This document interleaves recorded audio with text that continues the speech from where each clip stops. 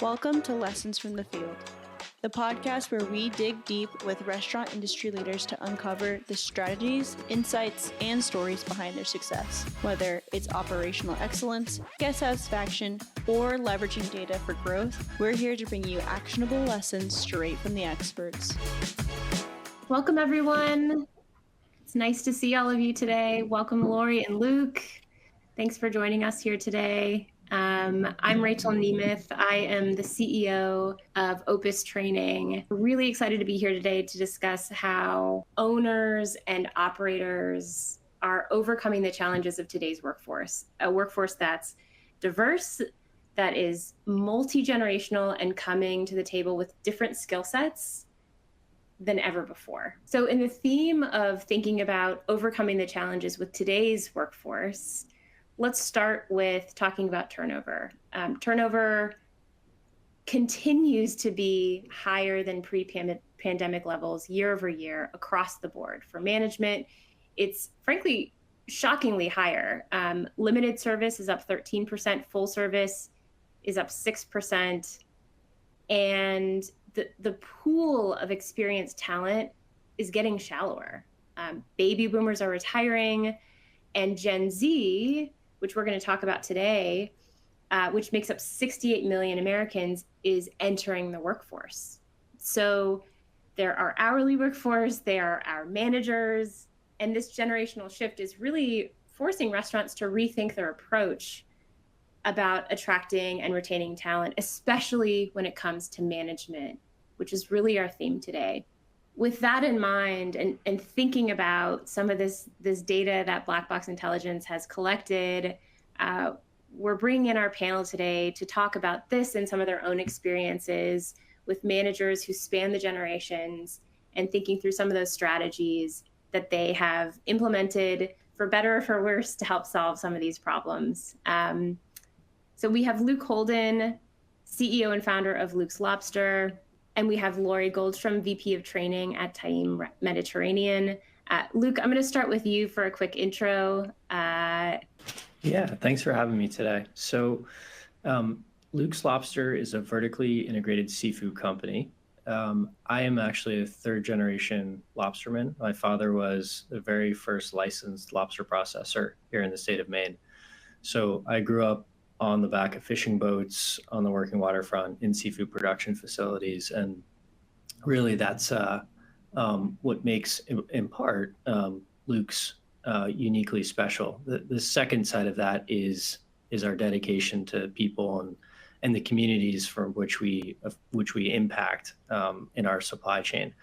But today where Luke stands, we've got I think 21 restaurants in the U.S., over 13 different states. We've got 12 restaurants between Tokyo and Singapore that are franchise or license deals. And then given our vertical integration piece, we are also a large wholesale seafood supplier. So in 2019, we won the Perishable Supplier of the Year award for Whole Foods. We handle all of their lobster products. Last year, we won the Supplier of the Year for Benihana's. We did all their lobster products. And then the other parts of the business that have been growing quite significantly post the pandemic are our CPG business. So our consumer packaged goods, like value-added seafood products in grocery stores, and then our D2C e-commerce business. So we've got those primary supply chains, and then kind of work all the way back to the boat or the fisherwoman in our supply chain. So very much a family-oriented, family-led business. We're 15 years young this October, and there's no place I'd rather be spending my time. Thanks, Luke. Excited to dig in with you. I'm going to toss it to Lori. Lori, VP of Training at Taim. Tell us about your business so we can get to know you a little better. Hi, everyone. I'm Lori. I lead the training team, people development, and HR for Taim Mediterranean Kitchen. Just very happy to be here. Thanks, Rachel. So a little bit about Taim. We were founded, we're chef and immigrant founded, which is really a great story for us. And we are Eastern Mediterranean fast casual. We started as all vegetarian and have evolved over the years to include meat as well, except for one location that will always be vegetarian. We currently have 19 locations, and we're mainly based in New York City. We are in 5 different states, but our first location opened in West Village in the city, and we've grown since then. We're getting ready to gear up for growth next year, and so we're in a phase right now, just building systems and getting us ready. After almost 20 years of this being in business, we're really proud that we serve the best falafel you will ever taste. I promise you. It's very authentic to Israeli street food.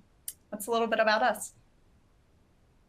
Thank you. I can attest to both of you that both of your products are top notch in your category, because both of your stores are right down the street from our office, so we eat there all the time. Well, let's get to it. Lori, maybe we can start with you. For non-GM managers, how has the generational shift really influenced the reasons for leaving? And in other words, like, are you seeing this at Taim right now, or are there any changes or differences that you've seen? It's very accurate for Taim right now. For the non-GM managers, compensation is the driving factor for why people are leaving. We do pay very competitively, but across the street, if they can get $1 more, they're going to go there. It's the mindset is compensation equals appreciation. And if you're not competitive in compensation, they're not going to be loyal to you. We also see that if we don't make a connection, so when I see personal reasons on there, I think that's really interesting, and it could mean a lot of things. But to me, it means that they're not connected to the brand right off the bat. And if they don't have a reason to connect or stay, they're just going to leave us. So fortunately for us, we have a really great story that people can connect with. But if we're unable to reach them right from the get-go, then we'll lose them within that first 30, 60, 90-day period. And I want to come back to that point too, when we talk about ways to build that connectivity with new managers. So I'm going to put a pin in that. Luke, I'm curious to get your perspective. The reality is that we look the exact opposite of this data.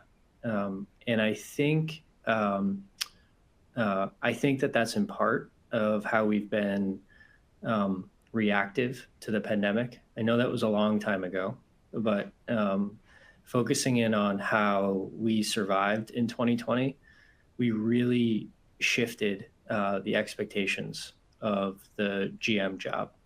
You know, we really asked the GM to go from being a market leader, get outside your 4 walls, drive sales, to be the GM that is interacting with the guest and running the food line. And that worked while we were trying to survive.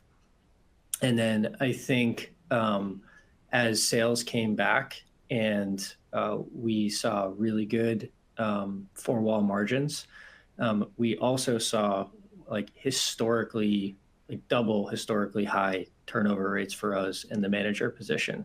And at the same time, we've always had low turnover in the hourly position, but we basically halved it in the last several years. We have had almost no turnover in the hourly position while having historically, again, double high turnover in the GM position.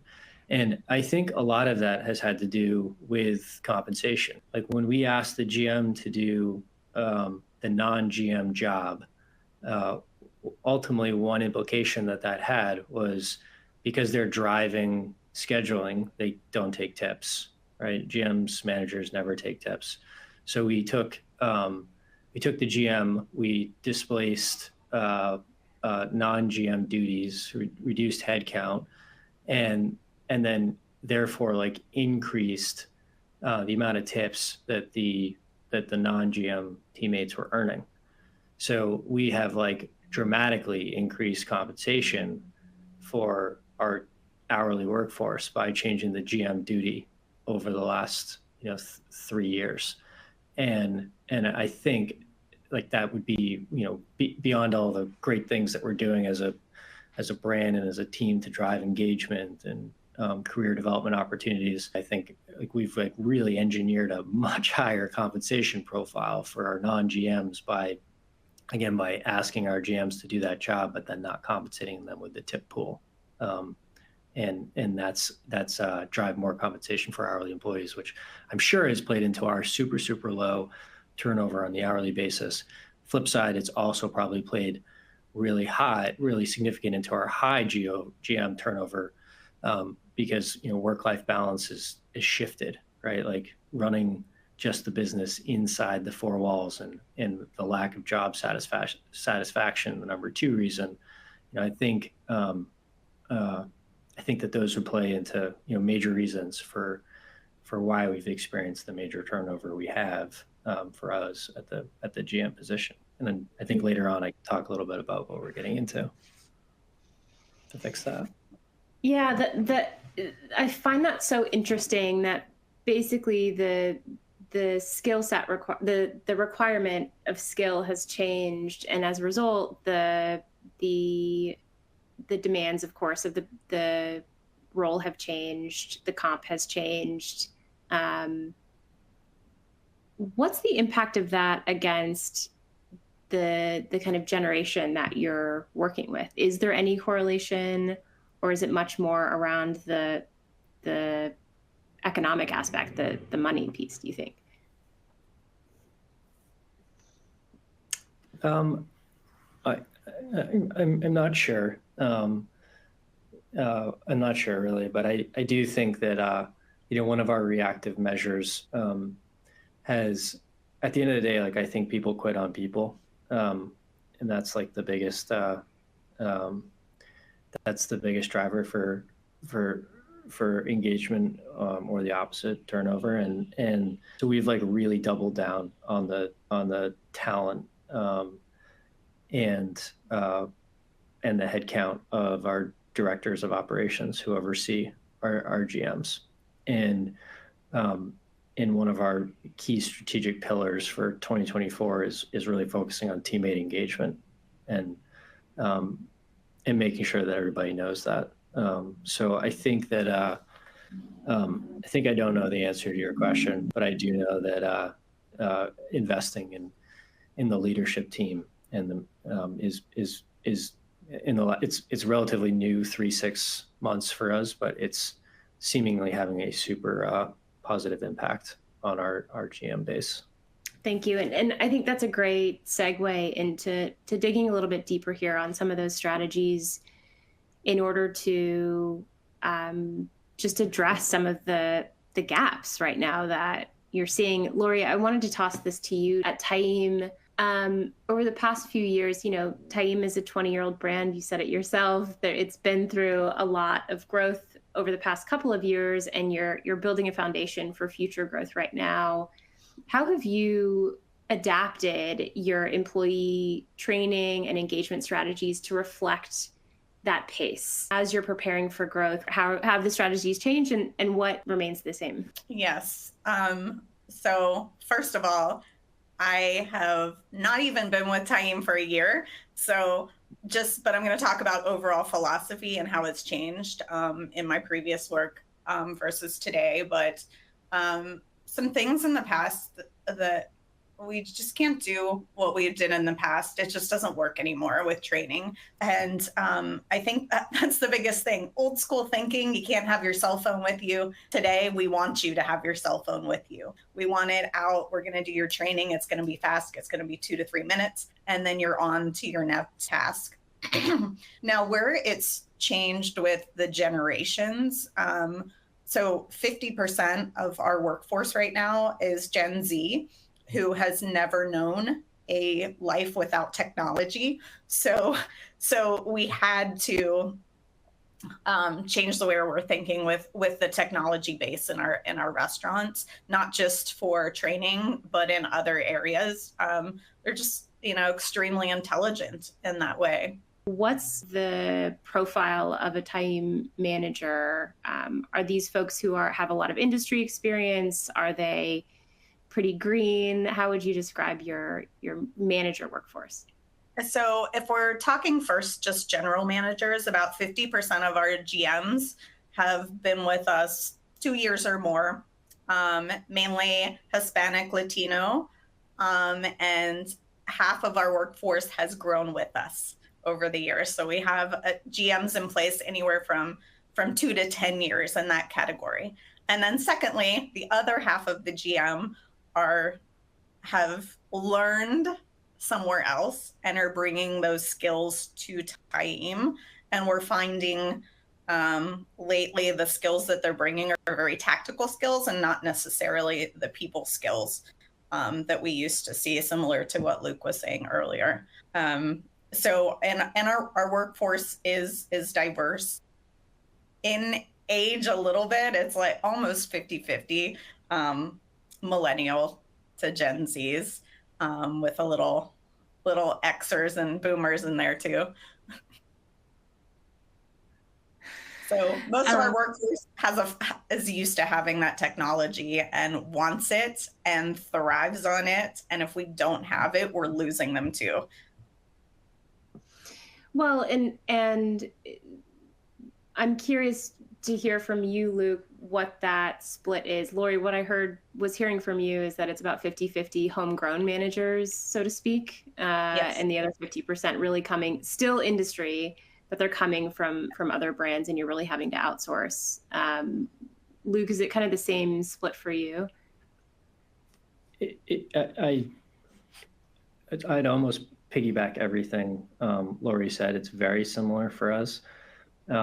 We're in the 50% of GMs that we're recruiting or we're finding some success is focusing in on the quality of life piece that they are getting back by joining Luke's. And so like the migration from fine dining or casual dining that's got like a late night scene to more of a fast casual where we're locking the door by 8:30, 9 o'clock at night, and running 2 shifts, and we're finding a lot of success in those experienced GMs that are just getting crushed by mostly by management teams that like still haven't shifted expectations around like what the economic model like should look like and needs to look like in order to sustain, have a good job for a general manager. So like we've seen the most success in keeping new general managers for longer than the first 100 days, when I guess, just to be frank, when they're coming from like a really terrible situation and coming into like an environment where we can dramatically improve their quality of life and focusing in on that. So the other thing I would share too, just we're doing sort of the same migration from paper training logs to TikTok size bites in Opus. And I'd say the other thing is we're trying to use Opus for like, it's not just a training platform, but it's like a communication platform. So like create more gravity there. And when you can create more gravity around like, this is where a teammate gathering is happening, and this is a news update that's happening, and like here's some positivity around like something somebody achieved, like create more gravity for why people should be using like what is a typical LMS. I don't think that's typically how LMS was typically used, right? It's like that's where you go to train. Now it's like this is where you go to learn and engage, and I think that like creates more of like oh yeah, maybe I'm interested in that learning module, and I'm going to proactively take it, and I'm going to show my manager I'm curious and willing to explore promotion opportunities by being curious. So uh, much of what Lori said is true for us. What are some of the other things that and incentives that are really driving your team at this point that you've seen work? And I think it's going to also come to another question, which is what hasn't worked? Similar to what Luke just said is the connection piece. So people want to be connected with each other, and us driving that connection, whether it's through so we use Google as a platform, and the Google Spaces we use for celebrations where all the GMs can join in and post pictures and celebrate, or potentially using Opus. So what we've been doing that has really built a connection lately is focusing our diversity initiatives in Opus to do short highlights or spotlights on people in our restaurants that they know they've seen. For Women's History Month, we have 3 women who have grown and have been with us for extremely long time. People are really connected to that. Another initiative that one of our company initiatives is really elevating the guest experience, which has been a challenge to teach. But we have another system that we use. It's called On a Roll as an incentive platform. And what On a Roll does is reward you with points for different things that you do. One of them is attendance. Great. But another one is answering a daily trivia question, which ours are all focused right now around the guest experience. And then the third one is if they reach as a team, a certain score on their surveys, their whole team gets points. They take those points, they cash them in, they go get a Starbucks gift card, Amazon gift card, whatever they want. So people are really excited about that right now, and anything that has to do with competition, because restaurant to restaurant competition, it builds a connection and it builds a drive in everyone in our restaurants to really want to achieve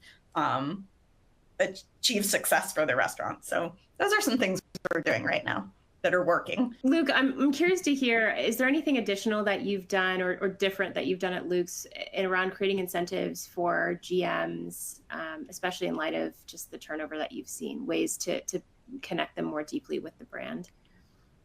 Yeah. So just a couple of things. Like, first, we've continued to double down on creating really achievable and clear incentive plans, bonus plans. And I think that that's something that's worked, like spending more time talking about what they can do specifically to drive sales or manage costs, and how that results in more earnings for them is like, I know it's back to the basics, but like we've been like super intentional and focused on that, and it's definitely working. It's definitely a frequency of payment being quarterly has been like a really strong engagement tool. Moments of connectiveness is something that we're spending a ton of time and energy on. So bringing our managers up to Maine in really like an immersive experience where they get to go out in a lobster boat, get into our seafood processing company, be in our flagship restaurant up here, exposure to a guest speaker, like learn a little bit more about the brand. But like really, those are all great things. But what it's really about is bringing those people together and like introducing the GM from Vegas to the GM in Miami and creating connectedness and like moments of friendship. And like that's something we've been super focused on.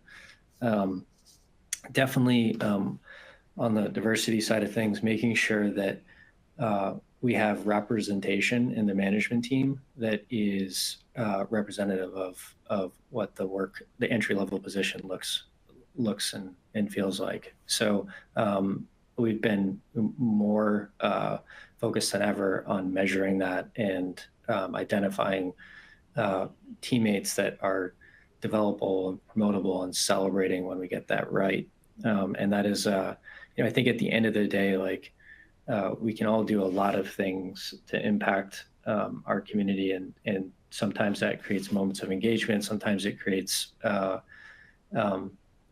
stickiness with the teammate. But like really, what matters at the end of the day is like can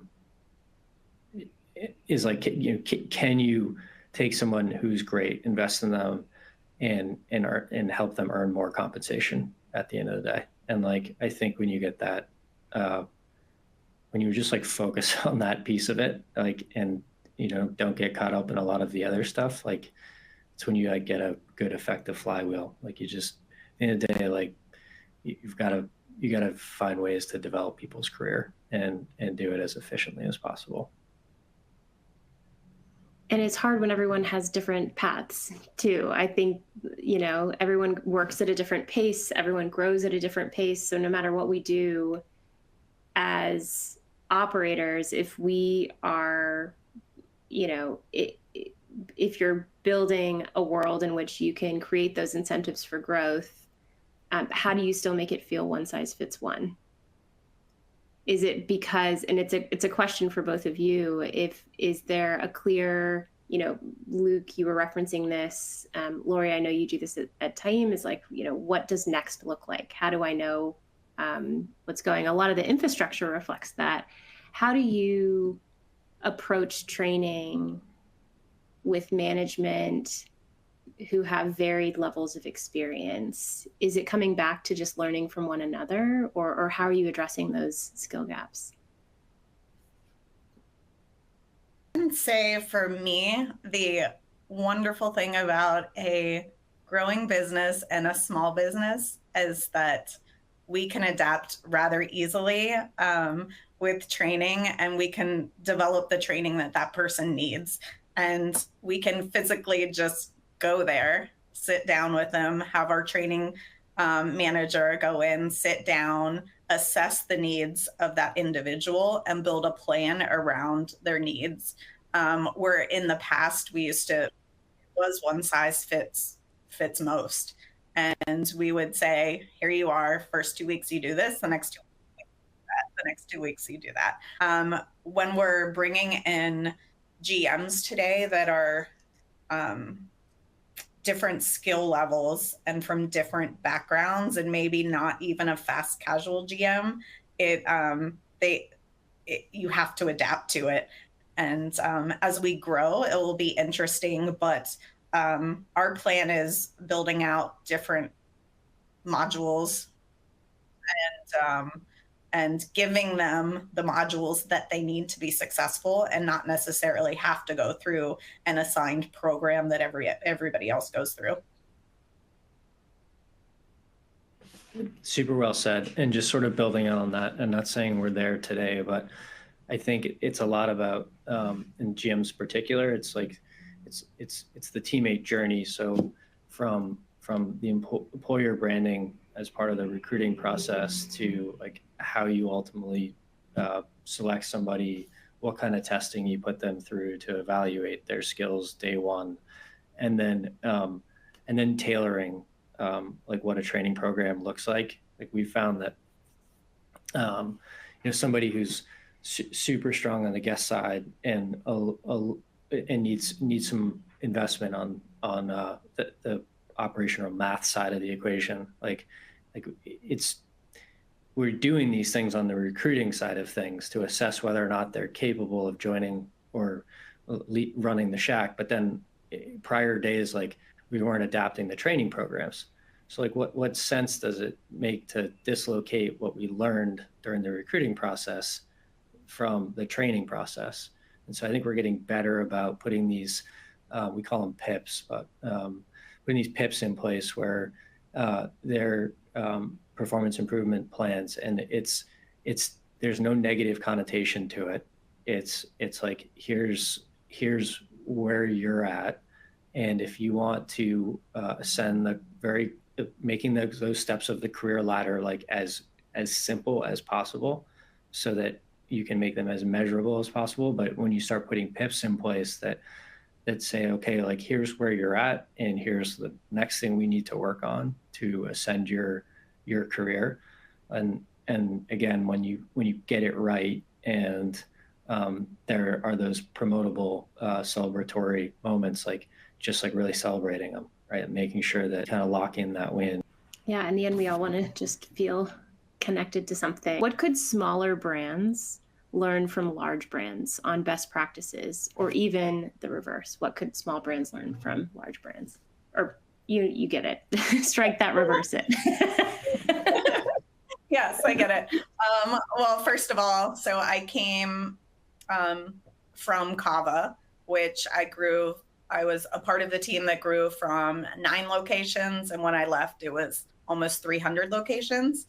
And then prior to that was with Chipotle, from 600 locations to over 2,000 locations. So a little bit of difference between the two. And this is an interesting question. When I was in Kava, we acquired Zoe's Kitchen. Kava was at about 50 to 70 restaurants, I believe, and acquired Zoe's Kitchen at 250. Thinking, hey, we can learn a lot from this bigger company. I find it the exact opposite. You learn a lot more from the smaller companies when you're scrappy, it's like this family atmosphere and people are so connected with each other. And I think as you grow, you just by the way life works, you lose that a little bit as the business grows. So when I look at it, I really think it's important to take a look at the atmosphere of those family-run restaurants, even mom and pops, to see what's so great. Because you don't see employees leaving those mom and pop restaurants. They want to stay for life. They're loyal to them. They have something to give back, and they feel like they're part of something instead of just being a cog in the wheel of a larger organization. I want to take a moment to talk about what's next for the both of you. What are your priorities for the business for this year with regard to talent?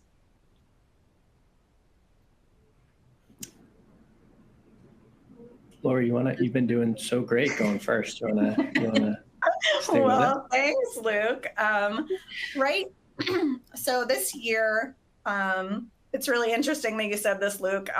The PIPs is something we're doing as well, really based on competencies and the people skills.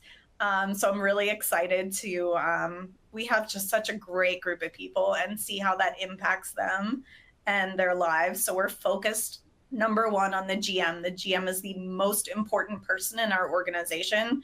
And our area managers are the most influential. So we are focused on those 2 roles to grow them. And I think another great thing about a growing small company is you can get people really excited with our growth because there's other avenues they can go into. So IT, marketing, training, there's so many opportunities for them. So I'm really excited to see where that goes. And of course, our other huge priority, it has to do with engagement. And when I look at engagement, I'm very proud to say we just launched an engagement survey, and the highest scoring question on that survey is how they rated "I'm proud to work at Taim." So building pride in people's work is extremely important to us this year as well. That's amazing. I couldn't have said it better. And it's again, like a very analogous situation at Luke's. We brought in a chief people officer maybe 2 months ago. And so we're doubling down our commitment on the GM and the DOs. And we're launching a new engagement survey as well, with a well-rounded engagement survey. But a mentor of mine said that the most important question on that engagement survey is how comfortable you feel giving your supervisor feedback, and so we're really excited to kind of dig into that and focused on improving all levels of management within the organization. To say something different than Lori said is that we're we just have like a really exciting growth pipeline for 2024 and 2025. And it feels a lot like 2009, 2010, where there's just like an incredible amount of real estate opportunities and underemployed people, which is like, it's a little counter, right? Like this business and this industry feels like a little sick right now. But my own perspective is like this business was the hardest to run outside of the 2020, 2021 period. It was the hardest to run in 2019 when there was just an incredible amount of competition for people and for real estate. Like there was just, everything was super, super competitive. And so I'm really excited to really grow Luke's quite aggressively on the restaurant side of the business this year and next year. Again, because I just think like the environment is like very ripe for bringing people in, developing them, finding underemployed people, and real estate that is, there's just a lot of great real estate opportunities. Incredible. Well, there's a lot to be excited about, and I can hear it in both of your voices.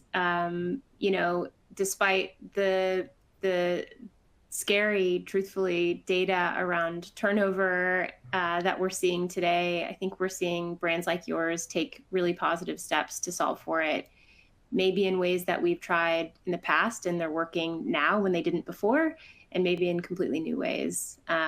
Also really interesting takeaways around not what small brands can learn from large brands, but perhaps what large brands can learn from small brands around ingenuity and experimentation. And so Lori, Luke, thank you so much for joining me here today, and we will see you all next time. Have a great day. Thanks for joining us for this episode of Lessons from the Field. If you enjoyed this episode, don't forget to subscribe, rate, and leave us a review wherever you listen to podcasts. It helps others like you discover the lessons and grow along with us. For more resources, insights, and behind-the-scenes content, check out Black Box Intelligence in the show notes. Until next time, keep learning, innovating, and delivering unforgettable guest experiences.